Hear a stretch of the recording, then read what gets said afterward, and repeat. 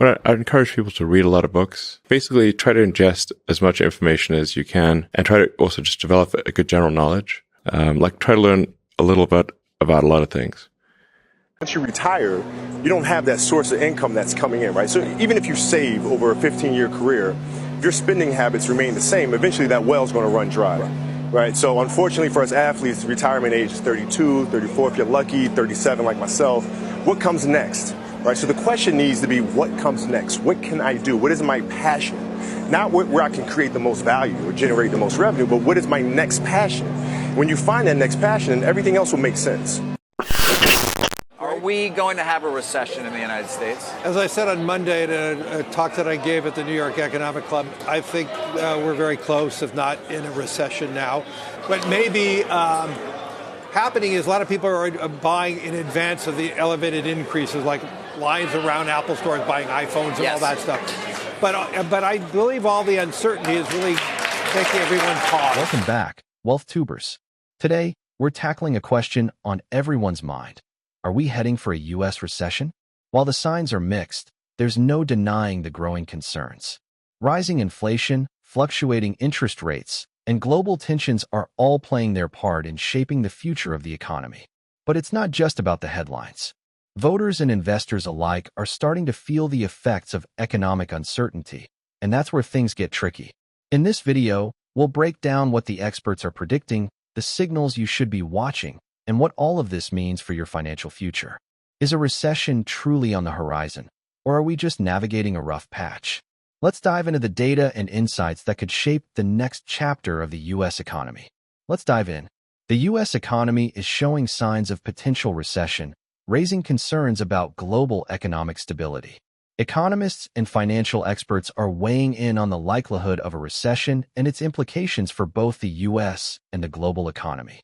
Despite President Donald Trump's abrupt decision to suspend reciprocal tariffs for 90 days, the move has done little to boost the economic outlook. The ongoing trade war with China, America's largest trading partner, continues to escalate, further weakening business confidence. With Trump's tariffs straining global trade and India maintaining strong ties with both the U.S. and China, a potential recession in the U.S. could, at the very least, dampen India's growth rate. Is U.S. recession on cards? I don't think it's over after 90 days. I mean, U.S.-China is going to be an enduring issue, and that's where you have, the tariffs really, at levels where they're going to take a material hit, on the global economy. Several economic indicators suggest that the U.S. may be on the brink of a recession.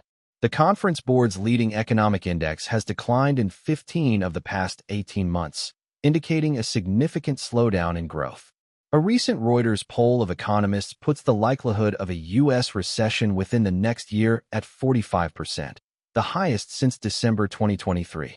Driving this outlook are factors such as new tariffs, which are expected to shave 0.8 percentage points off GDP growth in 2025, along with weakening business sentiment and scaled-back capital investment plans.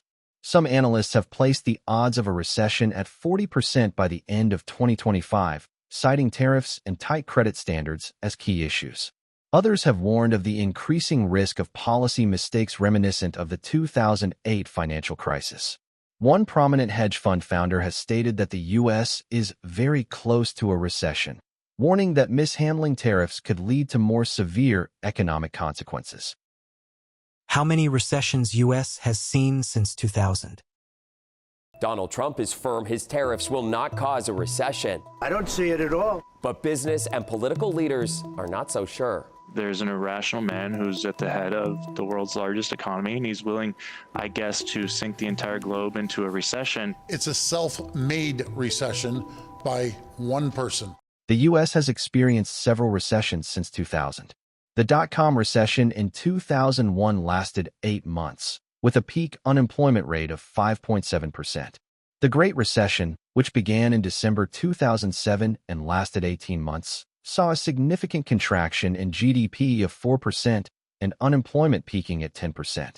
The COVID-19 recession in early 2020 was notably brief, lasting only 2 months, but it resulted in a staggering GDP decline of 19.2% in the second quarter and an unemployment rate that soared to 14.7%. How do you define recession? A live look at the stock market. The Dow Jones sitting at negative 555 points at this hour, this after the opening bell, of course. It's been a rocky few weeks for the stock market as economists warn a recession could be in our future.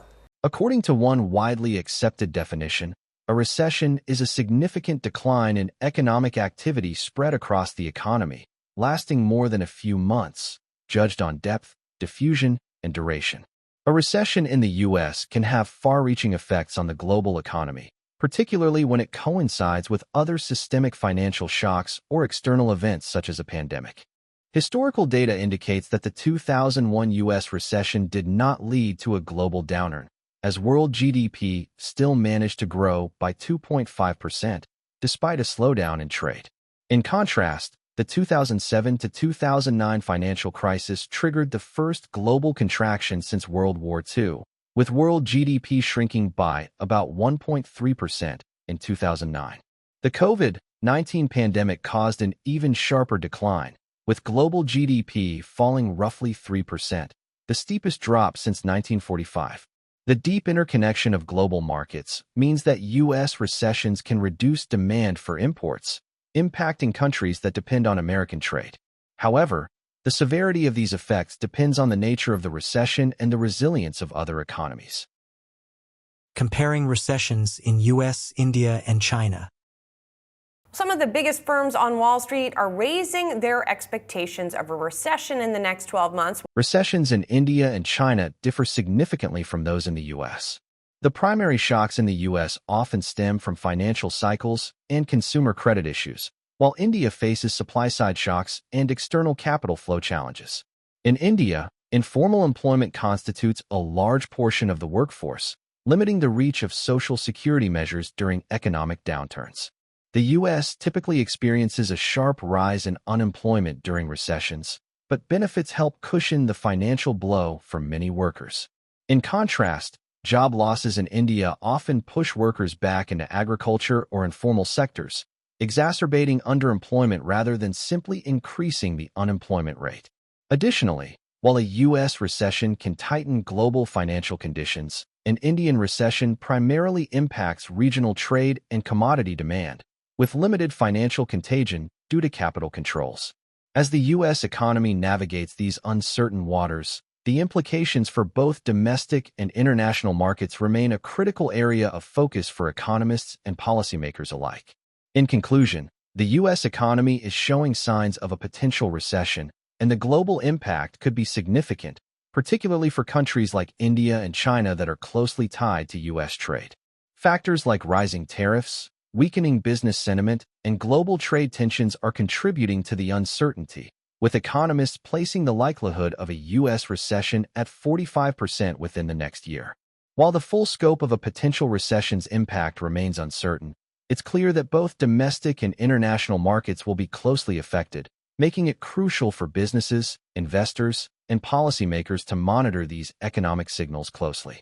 As we move forward, the path the U.S. economy takes will have ripple effects across the global stage, influencing everything from trade flows to financial stability.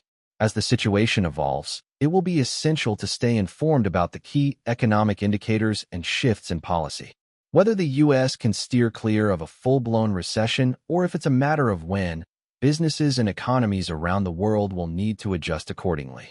The interconnectedness of global markets means that even a slight change in the U.S. economy can reverberate worldwide, affecting everything from consumer confidence to international trade dynamics. Keeping a close watch on these developments will be crucial for anticipating the next moves in this complex economic landscape. Thanks for tuning in, WealthTubers. We've explored the key factors behind the potential U.S. recession. If you enjoyed this deep dive, don't forget to hit the like button and subscribe. And we'll see you in the next video.